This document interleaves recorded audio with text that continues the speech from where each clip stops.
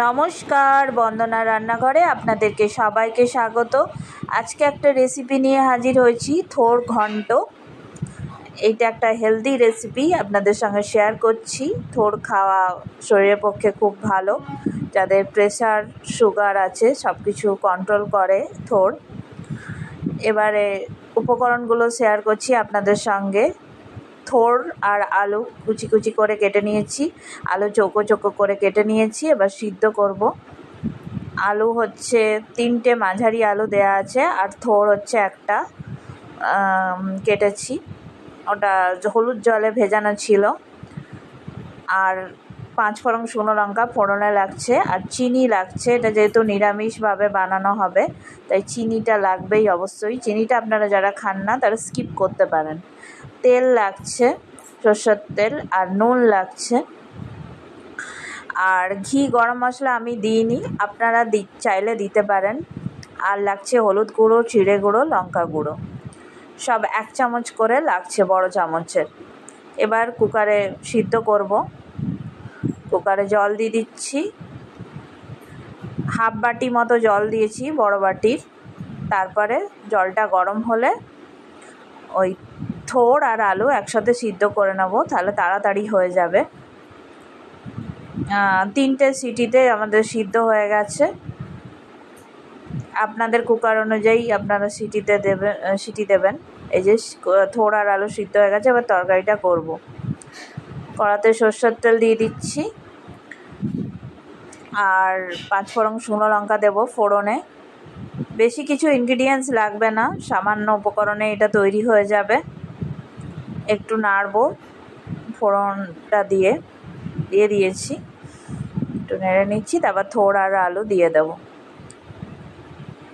আগের ভিডিওতে যারা কমেন্ট করেছিলেন তাদেরকে অসংখ্য ধন্যবাদ এবং অনেক অনেক ভালোবাসা আমার তরফ থেকে, এত সুন্দর সুন্দর কমেন্ট করার জন্য। থোড় আর আলু দিয়ে দিলাম, দিয়ে ভাজবো। থোড়ের জল, অনেকে বলে থোড়ের জলটা খেতে, তাহলে প্রেশারটা কন্ট্রোল হয়, যাদের হাই প্রেশার আছে। আর প্রচুর ক্যালসিয়াম আছে, অবশ্যই খাবেন থোড়ের কোনো রেসিপি। এই রেসিপিটাও বাড়িতে বানাবেন, এমন ট্রাই করবেন। আর কমেন্টে জানাবেন রান্নাটা কেমন লাগলো।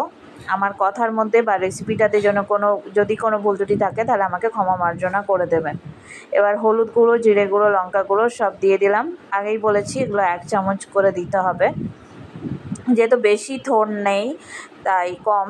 আর যদি বেশি থোড় থাকে তখন পরিমাণটা বাড়বে। আর পরিমাণটা আমি বলে দিই, কারণ অনেকেই ইউটিউব দেখে রান্না শেখেন, তাই দিয়ে সব কিছু একসাথে ভেজে নিচ্ছি। আর সাইলেন্ট যারা ভিউয়ার্স আছেন অবশ্যই একটা কমেন্ট করে যাবেন, আপনাদের পরিবারে পৌঁছে যাব। আর নতুন যারা ভিজিট করছেন তারা প্লিজ রেসিপিটা দেখে ভালো লাগলে চ্যানেলটা সাবস্ক্রাইব করে দেবেন, বেল আইকন প্রেস করে। এবার নুন দিয়ে দিচ্ছি, নুনটা হাফ চামচ মতো দিয়ে দিচ্ছি, কারণ সিদ্ধ করার সময় নুন দিয়েছিলাম, তাই সব কিছু একসাথে ভেজে নিচ্ছি। তারপর চিনি দিয়ে দেবো, এটা যেহেতু নিরামিষ রান্না তো চিনিটা মাস্ট। যারা চিনি খান না তারা স্কিপ করে দেবেন। আর পুরোটা জুড়ে আপনারা থাকবেন আমার সাথে, আমি জানি পুরোটা জুড়ে আপনারা আছেন। দেশ বা দেশের বাইরে যে যেখান থেকে দেখছেন কমেন্টে জানাবেন কে কেমন আছেন। চিনি দিয়ে দিলাম,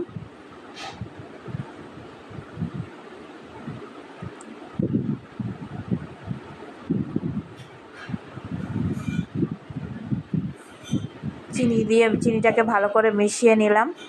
এবার জল দিয়ে দিচ্ছি, 2 বাটি মতো জল দেবো, ছোটো বাটির। এটা সিদ্ধ করাই আছে, তবুও থোড়টা যতই সিদ্ধ করা একটু শক্ত শক্ত ভাব থাকে, তাই জলটা ফুটলে ঢাকা দিয়ে দেব 5 মিনিট মতো।